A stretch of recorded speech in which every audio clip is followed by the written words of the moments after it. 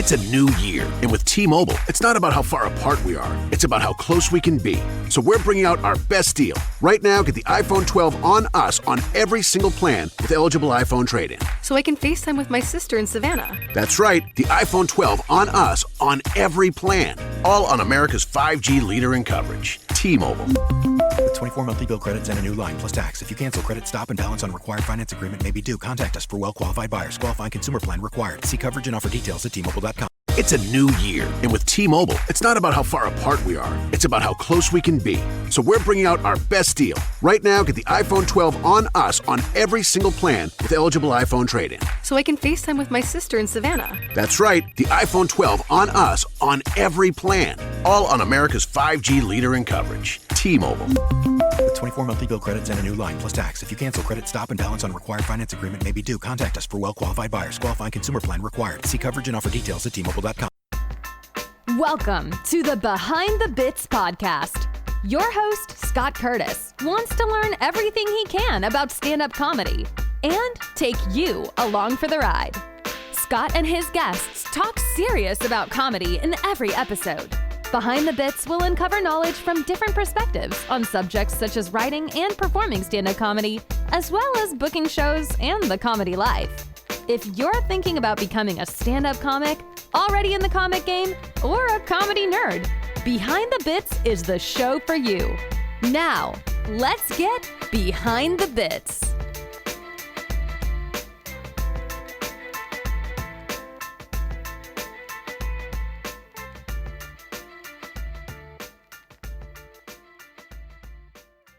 Hey, BTB buddies, I found another great podcast for you. Still listen to this one, but here's another one. Live from Detroit, the Jeff Dwoskin Show is really good. Jeff is a longtime comedian and social media guru. He started that hashtag roundup on Twitter, which is really neat. Anyway, live from Detroit, the Jeff Dwoskin Show has everything. Pop culture, social media tips, interviews with great guests like Dave Landau, Bill Dyer, and Hal Sparks, comedy bits. Do I sound like Stefan from SNL here? It's a good podcast. Listen to it instead of those big name podcasts because independent podcasters try harder. You can subscribe right from Jeff's website, jeffisfunny.com.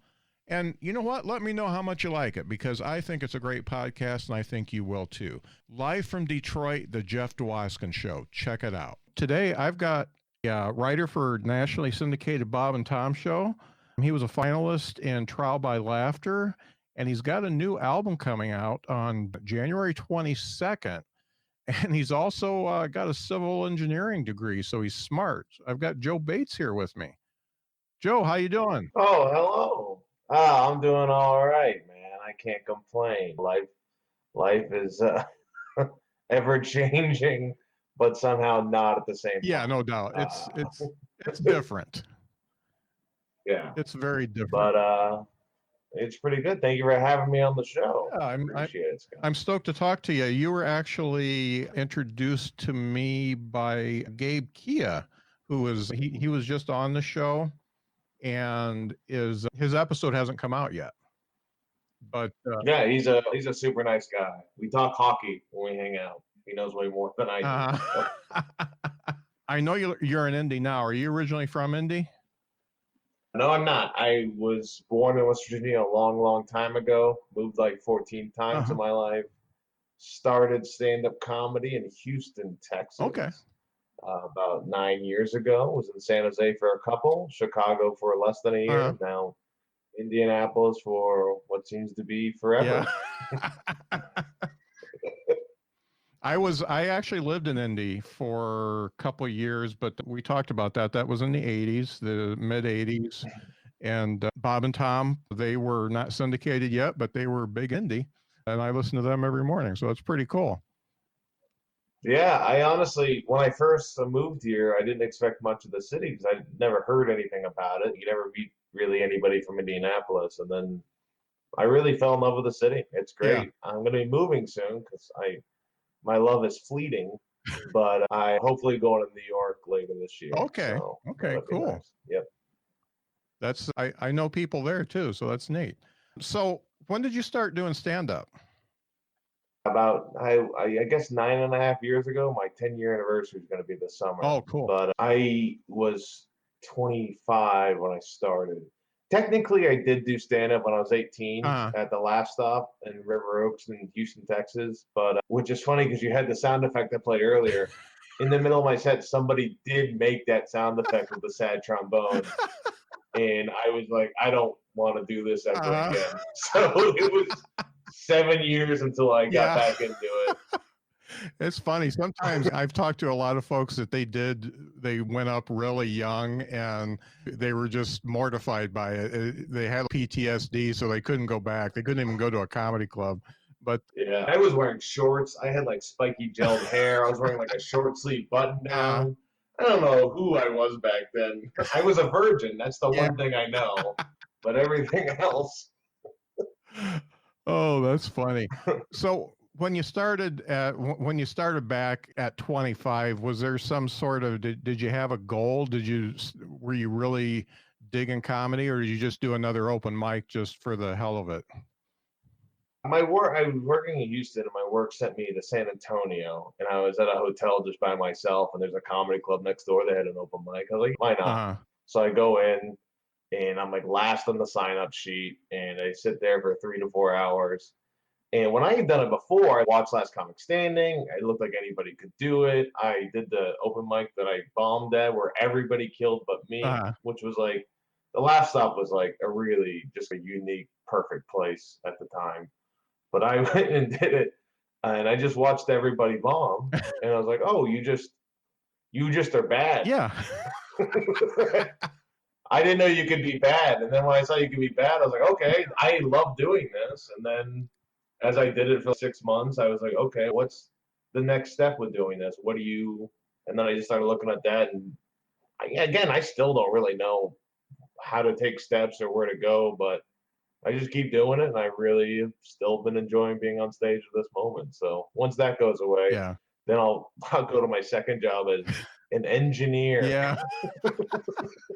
It's funny when you finally realize that open mics are just supposed to be bad, then everything's better. And then you get worried about the showcases, and you find out they're supposed to be pretty bad too. And it really is that. Like, I was so focused, and everything was so important. Like, it was so fun, and then everything got too important. Yeah. And then it wasn't that fun anymore. And then when you figure out that's not important, then it gets fun again, and it just keeps going back and forth. No between doubt. those two feelings. Tell me who your influences were. Why? Obviously, people who want to get into comedy watch comedy, and that's how they get into it. Who were your influences? The first stand-up album I ever listened to was Button Down Concert with Bob Newhart, and I still think it's like the best stand-up album ever made. Like, it's so perfect. But it was a lot of old school stand-up, like Steve Martin. My dad loved Jackie Vernon, so I was listening to Jackie Vernon at like a young age and everything. And when I had started, everyone I'd seen, it was more like I was trying to be like an old style stand-up. But I think if you see my act now, Steve Martin probably heavily influences the most, because I have a very like absurd cockiness to everything that I do on stage. Oh yeah. I love the power thing. Oh, the power moves? Yeah, power moves. That's great. Yeah, I like character work a lot too, which a lot of people don't realize is like when there were a lot of character work stand-ups like early on. A lot of people are like, oh, that's different. It's just reverting back to what it used to be. Yeah. It's that was really cool. And were you really wearing your roommate's suit? No. I'm doing very well for myself. This is real life, baby. But no, it's a funny. I like characters that get their comeuppance. Yeah. Everyone's all finally this jerk finally got it. So. That's cool. One of the things I like to ask everybody, just because I read a lot and I listen to a lot of podcasts and stuff like that. Are you engaging in any reading, podcasts, magazines, music, anything that's really speaking to you and inspiring you? It's tough to get inspiration from other mediums for me, because lately I feel like the last couple of years it's usually something I'm frustrated over that I'm finding comedy in what I'm writing for. Usually everything else is to get my mind off of all of it. Just I've been playing so much video games during COVID and everything, which has been nice and relaxing because I just did the album and it's nice to veg out afterwards. Yeah. Because you focus so much on that. And so I've been playing like old school, this sounds so stupid, like old school, like Japanese style RPGs on PlayStation, like PlayStation 1, PlayStation 2, classic games. I don't read unless there's a lot of pictures and superheroes. Okay. I'm not good at that. And podcasts, all the podcasts I listen to are either about comic books or it's like sports and gambling related. Both I'm not doing very well at. Okay. So basically you're a dork. You're a typical comedian. So I'm cool. A typical comedian under just a beautiful face. It really... Yeah. Hey, I want to pop up your album cover real quick here. Oh, perfect. Thank you. So we got that coming out the 22nd. Is there any pre-order for that or anything going on? That actually is the pre-sale link is gonna be up Friday. Friday. Okay, cool. January 8th. But yeah, I was talking. I did it with On Tour Records, who are super awesome to work with and very nice. So yeah, they just sent me a text early yesterday that it's gonna come out. The pre-sale link will be the 8th. Friday. Okay. Cool. I'll get into the album a little bit later. Let's talk about you being an engineer and getting into comedy. I deal with a lot of engineers because I'm in the IT business. And these engineers are like the furthest thing from being a comedian of anybody in the world. They're engineers in general are you know what engineering takes. It takes extreme focus on what you're doing, and you take that home with you. It becomes your personality, and it's just that extreme focus. You can't be anything else. And then you become a comic out of that. So let's talk about you being an engineer. Obviously, that's what you went to school with, and you did that. And so what are you still doing the engineering? A form of it. Okay. I was a civil engineer. I worked with like traffic and highway. I didn't really design roads, but just everything about roadways and traffic that isn't designing the roads, like speed limits, stop signs, putting like stoplights, trying to figure out the wiring, all that. That's what I was doing. I'm a licensed professional engineer. I've got a little, which has done nothing for me. I can stamp things and get people killed and go to jail for it. But I'm not like, my old manager will tell you, I'm not an engineer. I don't have that focus. When I first started working in civil engineering, I would see the people who are like, okay, that guy is where I'll be in 5 years. That guy's where I'll be in 10 years, 20 years. And he is in the cubicle next to me. And it's like, what am I doing?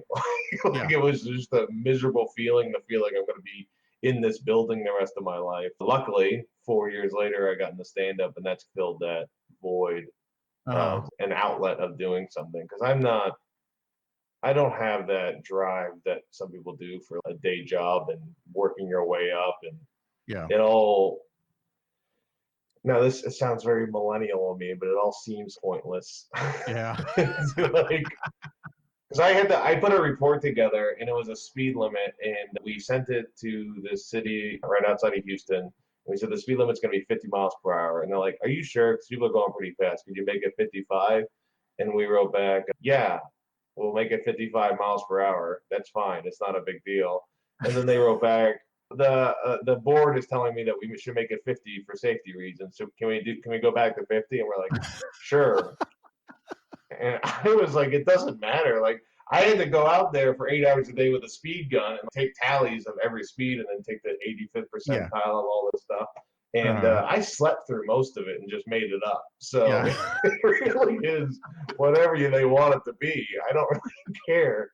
But now I do more like Microsoft. I'm a cost engineer now. So I'm just basically doing finances and budgets for different companies, which is, I like it. I like that a lot more because at least money makes more sense to me than the speed limits on. So let's go back to your start when you did that open mic. So obviously something must have clicked for you there and you went on to keep on doing it. What was it like getting from that open mic to like your first paying gig? What took you there? That's just laziness to not quit. Uh-huh. I mean, honestly, like it was like I had nothing else to do, so I'll just keep doing this because I just started drinking at 25. I didn't really drink until then. And this girl broke up with me, so I had no other outlet and everything. So I was like, I'll just focus on this. But man, it's tough because me and my buddy Kevin Farron, and we had a friend Dusty Rhodes who helped us out, but we put together a showcase, like an independent show, which wasn't being done at the time in Houston. Mm. And we were just like, no one's booking us, so we'll just do our own thing. We sold out the venue, like 200 something people there, of all our friends and family. We all had very good sets. We all thought that's the way comedy was going to be for the rest of our lives, not understanding like the friends and family factor and how that influences it. And it wasn't probably like I didn't work at a club, mainly because I moved like a year in to San Jose. I was in the Bay Area for 2 years, got nothing there. It was a bad time personally for me. Moved out to Chicago, then Indianapolis, and I got my first paying gig at Wiley's Comedy Club in Dayton, Ohio, as a host, like 4 years in the stand-up. I was for Miss Pat. Yeah. Okay. Yeah, I remember Miss Pat. Yeah. She is super funny. She was telling all the Dayton comics, and I feel like I'm a good host. I feel like I can do a good host, and I feel like I was a good host early on because I had been doing stand-up for a certain amount of time before I actually got to an MC work. So I had at least like I was aware of what was going on. She told the Dayton comics like, this host, this is what you have to watch. This is a good host. He's confident, and that's all you need to be. And I said, what about my jokes? She's like, I don't give a fuck about your jokes. I was like, okay, I don't know what to tell you. There's something to be said for being able just to stand up there and be looked at. Yeah. But that whole span of 4 years, my life really wasn't California. I got laid off from my job. I got a DUI. Like I just had a lot of things go wrong, and I was very depressed. But I still didn't want to stop doing stand-up even during all that stuff. So I just kept at it. I know that I like being on stage. I know that it's tough because you see other open micers who are open micers their whole lives. Like, I know I'm funny. It's always a thing you have to say that, but I'm like, I'm aware that something I'm doing is right. I just don't know the delivery of it yet. Right. So I kept changing constantly, kept writing and kept adjusting until honestly, it was the power move bit that ended up leading me to get more club work and being seen and everything. I can see that. Pros bring something extra to every job. Now at the Home Depot, they also get something extra. Pro Extra, our free loyalty program built for pros just like you. Members earn perks with every dollar spent, like Pro Extra Dollars, a tool rental credit, and more. New members get $20 off their next in-store purchase of $200 or more just for signing up. Learn more at homedepot.com/Pro Extra. New year, more rewards, Pro Extra, only at the Home Depot. How doers get more done. Yeah, that's great. So let's jump up to getting the Bob and Tom job. How did you get that writing job? I'm good friends with Tom's son, Sam. Okay. Not the other one. And now Willie gets to be on air all the time. They love him. So Sam was a good friend of mine, and they let me in to start writing for their stories. Just they give you headlines and just writing jokes. So I was just doing that pro bono to see, hey, here's what I can provide. Do you guys like this? And Tom and them were going, okay, this guy's got good stuff. And they hired me on, and it's been, you get your connections the way you get your connections and everything, and you play off of that. So there wasn't like hey, I have a really formal procedure as much as it was like, work for free for a little bit. We'll see if we like it. If not, we'll move on kind of thing. But luckily it worked out pretty well.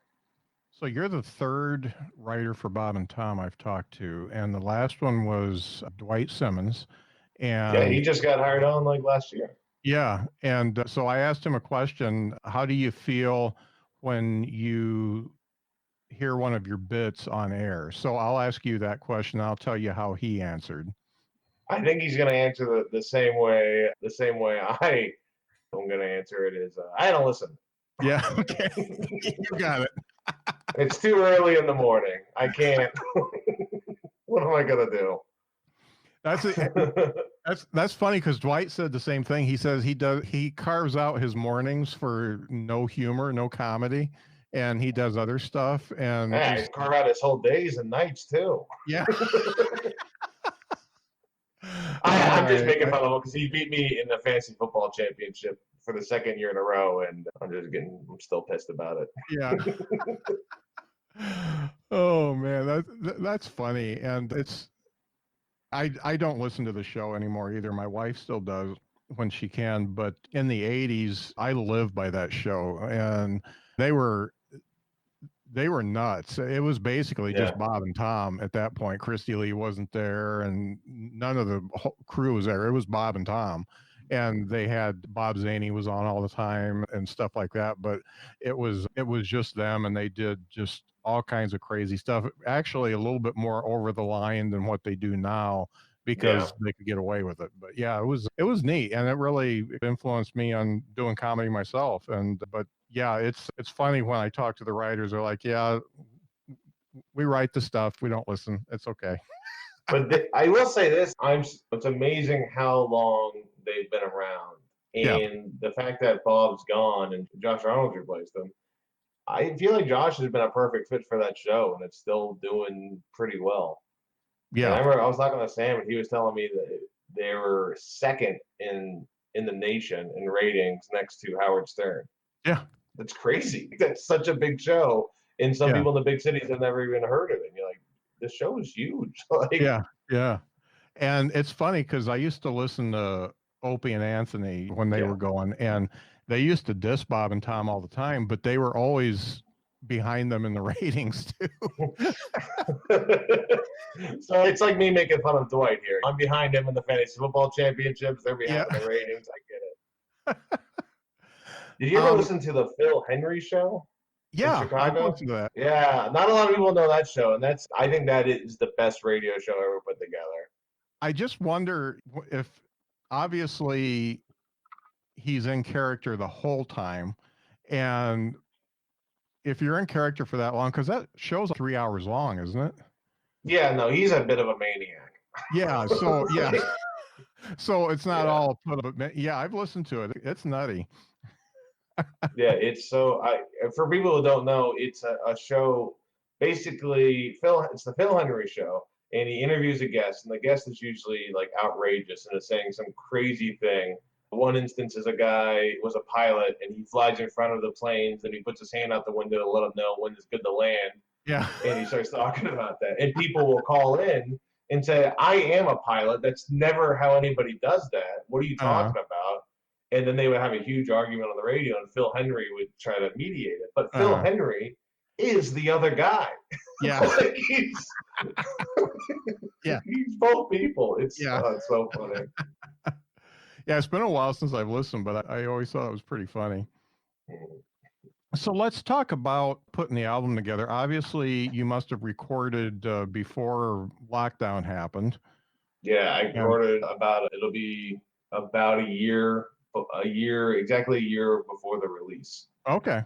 And when did January 25th. So when did you record, or where did you record it? Houston, Texas, where I started, because cool. A large group of friends and family there, so it's nice to go back and record there at the Secret Group, which is a newer comedy club that got put up. It does a lot of one-nighters, and it's really just a hip, cool, independent venue. So it's nice to see. My buddy started an independent show so long ago. This is like the independent venue now from years later, with Stephen Brandow, Andrew Youngblood. It's their venue they put together, and recording there. And I think it's the first album to release that was recorded at the Secret Group. Oh, and cool. I did 2 shows, both sold out, and had a great time. It was really, you put a lot of like fear and anxiety before you do any big project. You only get to do so many things in your life, and then it just ended up being a perfect day. So what leads you to doing the album? So you've been working at that point, you'd been working for almost 9 years, because you're at almost 10 years now. And you've been working and doing the club scene and doing all that. What leads you to want to make an album, first of all? About 7 years in, I wrote like a Facebook post about how I knew a few people that have been doing it for 7 years and they have 2 albums. And it was just more like me going, I don't understand.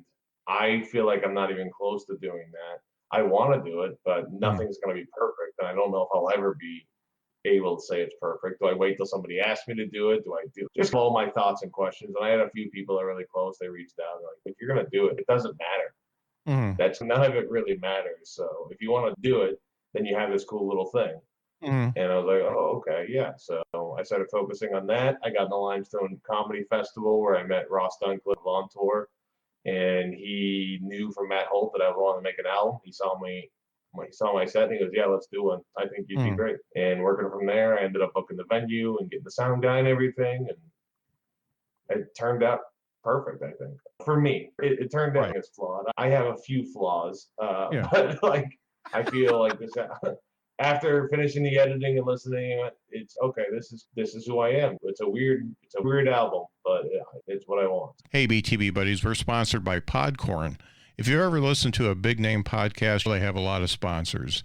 The reason why brands choose to advertise on podcasts is that podcast advertising is up to 3 times more effective than TV, print, or radio advertising. If you're a brand and you checked out advertising on those big name podcasts, you found out that the cost may be way outside your budget. And if you're a podcast that would like to get some of that ad revenue, you found out that unless you have at least 10,000 listens per episode, advertisers won't even talk to you. Podcorn came about as a solution for advertisers with any budget from $100 to $1 million and podcasters with listeners in the hundreds or in the millions. Here's how it works. If you're an advertiser, go to podcorn.com and sign up as an advertiser. You enter in pertinent information about your brand and the message you want podcasts to communicate for you. You can then choose what type of advertising you'd like. You can get a host-read ad, an interview, a topical discussion, or all of the above. Then you can make your sponsorship live and wait for podcasters to give you their pitch. You decide who you want to work with. If you have a podcast, go to podcorn.com and register as a podcast. You'll create a profile with info about your podcast and the people who listen. Then you can start browsing sponsorship opportunities right away. As an advertiser or podcast, you communicate directly about the ad. There is no middle person. This is so easy you wouldn't believe it until you go to Podcorn and sign up. Guess where I got this sponsorship? Podcorn. I'm being paid to read this ad right now, and I'm just a little independent podcast. Check out the show notes for a direct link to Podcorn and sign up today. I know I'm glad I did. Hey, BTB buddies. I'm always on the hunt for cool independent podcasts to share with you. I found one in the Pop Culture Show. The Pop Culture Show is your hosts Barnes, Leslie, and Cubby. They take a deep dive into the pop culture of now. The Pop Culture Show team talks about the news of the week, celebrity gossip, TV shows, music, and whatever else is going on in the world. They also get to interview some pretty big names like Jewel, Dr. Oz, and Lisa Loeb. I have to say, I like their unique take on all the topics they take on, from behind the scenes on Family Feud to cat translation apps. If you want to break from the hard news and want to laugh and learn a little, the Pop Culture Podcast is a good one to check out. Now, if you're listening to me, you know how easy it is to listen to the Pop Culture Podcast. Just type it in on any podcast app and click subscribe. Check out their social media for extra content and watch episodes on YouTube. Head over to thepopcultureshow.com or just click the link in the show notes to find out more about this great show. It's a good one. And do you, obviously, this is a culmination of your best stuff for 7+ years. Do you feel like that stuff has to go away now that this album's coming out? I'm nervous about that idea that you're burning material, but at the end of the day, the material isn't what makes you. You should be writing new material. You should be focusing on the next step and that is something that's always, I feel like, when I first started, I was writing new stuff all the time because I wanted to get somewhere. And if this wasn't working, then I got to do this. But now I have stuff that's working, and now it's still got to keep pushing forward. Otherwise, I'll just plateau, and that's not what I really ever want to do. So the answer, like, long story short, if I'm doing a rural town, I'll do the jokes on the album. Yeah. But outside that, I'm focusing on keep writing what the next hour is going to be or the next 30 minutes. Right. Because they ain't heard it yet. They have not heard me talk out of my mouth. Yeah. So let's talk about your style and how you got there. I watched enough video online to know that you walk a weird line because you'll do the absurdist stuff and a little bit non sequitur character, and then you'll get into a little bit of real life, and then you'll go back and tie it all together. How did you get there? Did you start there and just refine it, or did you start somewhere else, like with one-liners, and then this just came to you? So I started with one-liners a lot, and that was mainly what I was just doing. It was one-liners, and I would bring up liner notes was my whole thing, because I had to bring up notes because I kept forgetting what I was going to say. Uh-huh. So I brought up my notes, and I realized you weren't supposed to do that. So I was like, oh, you got to make a joke about the notes. Yeah. So I go, hey, everybody got liner notes on stage. This is to help me out. And then I would do a one-liner, and I go, you won't even notice I'm looking at them. And then I would point at the paper and go, okay, wait for applause, and then just stare at the crowd, and then do a one-liner, and then go, everybody loves improv, and do some stupid little bit with that. But I was like, okay, I like that. I like the weird joke the most of what I'm doing. Yeah. And then and then for a while I was like, I tried to be the comic I thought people wanted to see. And I was like, this is a comic that will book people will book, because I'm just doing, here's my 5 minutes on relationships, and I hated doing it. Yeah. I got a little bit of stuff, but nothing really of any substance. And then I was like, Joe, you are a spaz, like a maniac. So why don't you just start being a maniac? Because I don't write like segues or any of that stuff. So I just start talking fast. And the key I found in the last 3 or 4 years is physical movement determines how I can be a stand-up. Yeah. It's I don't want to say I'm a physical, like it. I rely on just physicality for a lot of everything. But if I'm moving a weird way, then I can just change subjects and people accept it, because he's moving weird. He must be weird. Yeah. So they allow that whole thing to change, and I can leave a joke and go back in it. And because of my physicality and how I'm carrying myself, no one's very surprised at it. Yeah. Whereas I think it allows me to be versatile and diverse with the jokes that I tell, because I'm in the semblance of somebody who doesn't really have it together. I really get that. And the physicality part, when you do the power move thing, and this, you may have only done it that one time, but when you do that, turning away from the audience, you turn your back to the audience and you're lifting the microphone cord up, and then you just leisurely come around, like you just don't care that they're there, and you do that. It really punctuates the joke. And the first time I watched it, I'm like, why is he doing that? This looks like a open mic guy that doesn't know how to grab the mic. And then I watched it again, and I'm like, oh, this is all part of it. So is that yeah. Oh, I think I froze, or you froze. Are you there? Hello?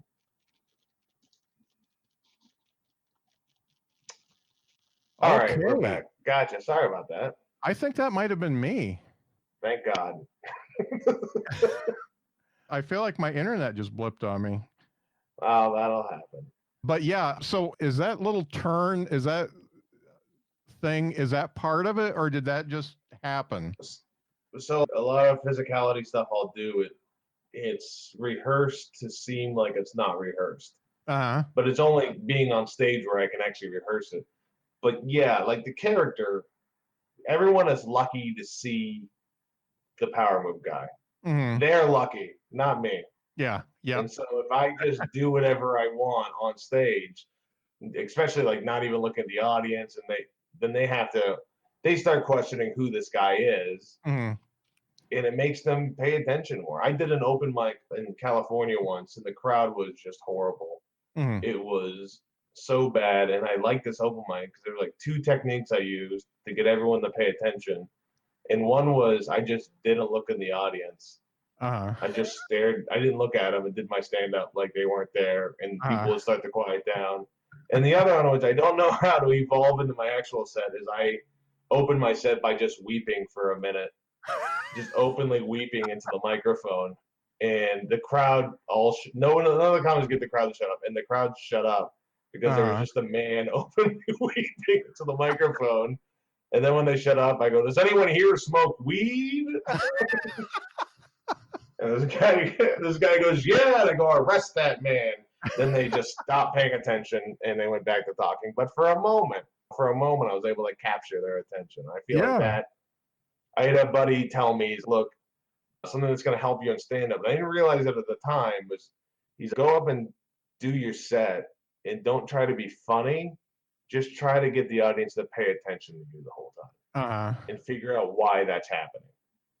And I was like, "Oh, okay." And I started seeing what's going on and everything. I was like, that makes a lot of sense because then you can be funny, and if they're paying attention, they'll be even more funny and all that.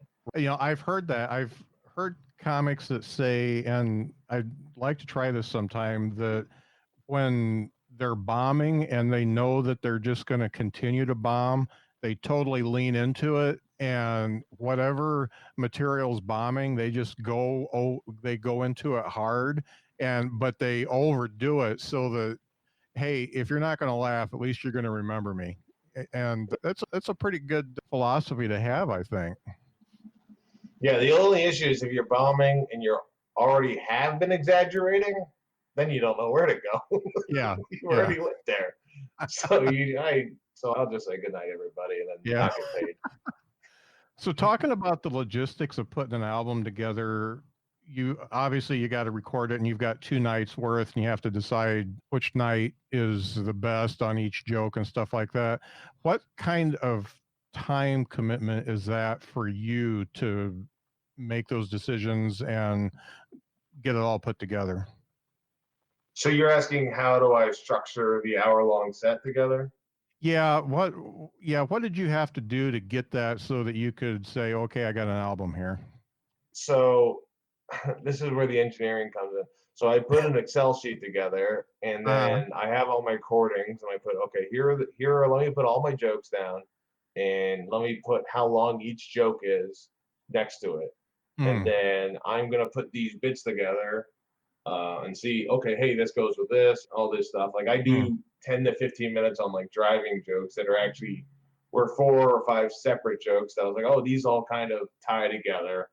Why have I not been doing that in the first place? So having it down on like paper that I can see helps me build those bits together even before the album. And then with the album, okay, these jokes would make more sense before here because these jokes are going to hit harder, and those jokes would do worse if they are following those jokes.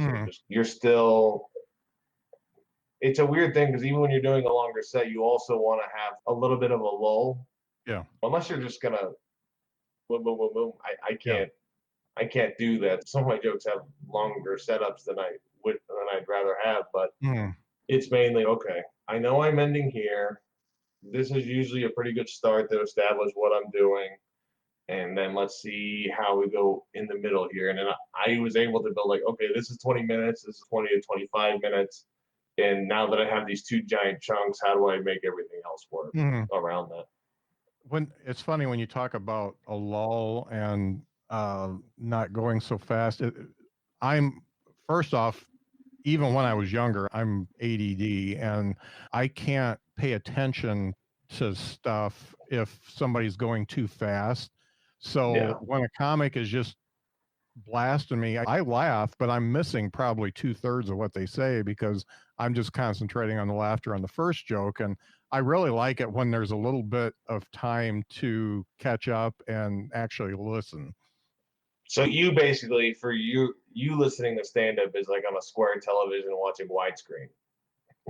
Yeah, it's easier because I can pause it and rewind, watch a lot of live stuff too, but when they machine gun those jokes, I miss a lot, and I'm deaf too. So not stone deaf, but I wear hearing aids, and I miss a lot of stuff that's just on frequencies too. So that makes it double hard. But yeah, it's interesting. I gravitate towards like comedians who don't do the rapid fire one-liners. I've been watching a lot of English comedy from across the pond, and a lot of them still do the rapid fire one-liners. And then I watched Jim Jeffries, and he's totally different. He's more of a storyteller and goes a little bit slower. And I check out on the ones that do the rapid fire. I just can't do it. And I would check out Stuart Lee, if that's what you like, over there.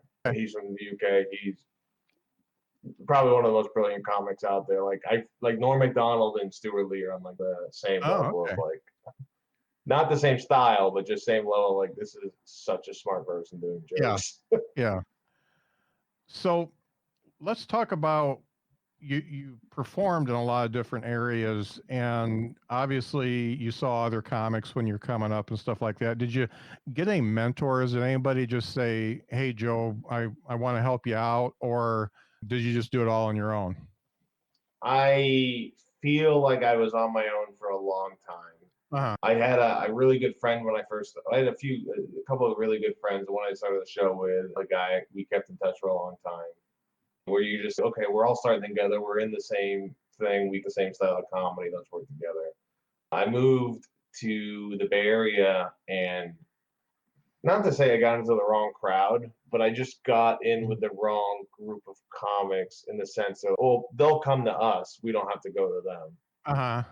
And then that really did not help me, because I wasn't pushing that hard, because I was like, okay, that's what my friends are doing. That's what I'll do as well. And I didn't realize why, because they didn't have the same kind of drive of what they wanted to do with it as me. And I just let myself get in my own head. Chicago was a little bit, I wasn't there long enough to really do anything. When I got here, it really was like, Brent Terhune, who was working the open mic at Crackers, was like, hey, because I was going there for a year and a half, doing kind of the same bits, but doing very well. And look, you've been doing very well. Let's figure out how to get you work and everything. So he helped out a lot, which then led to my first weekend at Crackers.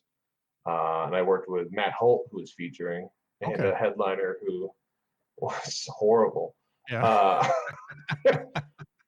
But Matt Holt and me ended up really getting me a lot of gigs in the Midwest, and without him, there's a lot of shows I wouldn't have been able to do, and without him, I don't think I would have gotten the album with On Tour Records and everything.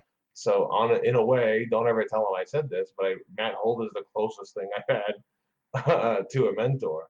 Oh, great! But mainly, I was just there to make him look good. He told me to bomb every show.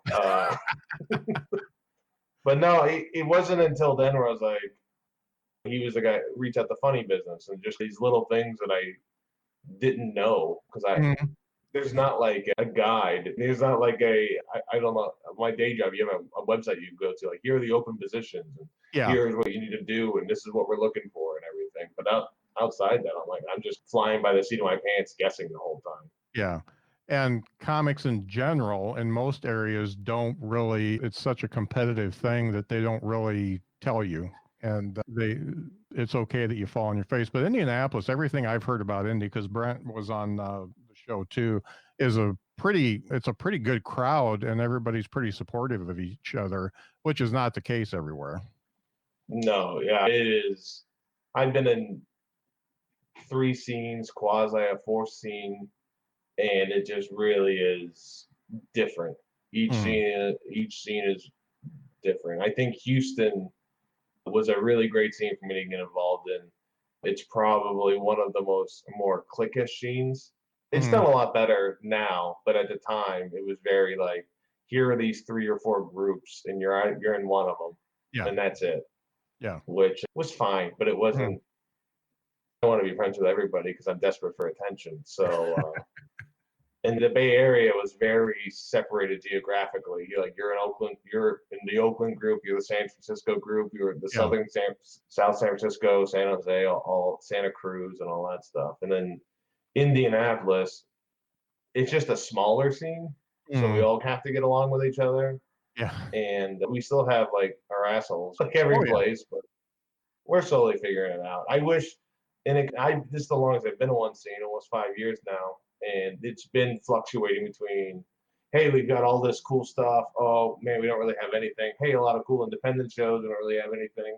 Hey, we've got 4.5 clubs right now. This is cool. And now we've got 2. Or I guess we got 3. Gutties is down south. So which is nice. Yeah, cool. But so thinking about the advice you've got, I like to ask this to everybody. What would you say is the best and worst piece of advice that you got during your career? The best advice I've ever heard, and some people don't like this, but I always appreciate it because I think it allows you to be weird, but not horrible, is what you think is funny, but keep what the audience tells you is funny. Okay. So you're always writing for yourself, but you're not, you're trying to make it funny at the end of the day. Like you don't want to have that personality where like, well, it's the audience that doesn't get it, so I'm going to do this the same way 50 more times until they figure it out, instead of like, why is this? What can I do to change? Ever wish you had a GPS for your career path? Here's the next best thing. A commercial driving career delivering product for Papa John's. If you have a Class A CDL license and 1 year of tractor trailer experience, turn your big rig into a career for the long haul with Trans-Papa Logistics. We offer full benefits to go along with weekly paychecks. You may even qualify for a generous sign-on bonus plus monthly safety bonuses. Apply now at jobs.papajohns.com. Trans-Papa Logistics is an equal opportunity employer. It's a new year, and with T-Mobile, it's not about how far apart we are. It's about how close we can be. So we're bringing out our best deal. Right now, get the iPhone 12 on us on every single plan with eligible iPhone trade-in. So I can FaceTime with my sister in Savannah. That's right, the iPhone 12 on us on every plan. All on America's 5G leader in coverage. T-Mobile. With 24 monthly bill credits and a new line plus tax. If you cancel, credit stop and balance on required finance agreement may be due. Contact us for well-qualified buyers. Qualifying consumer plan required. See coverage and offer details at T-Mobile.com.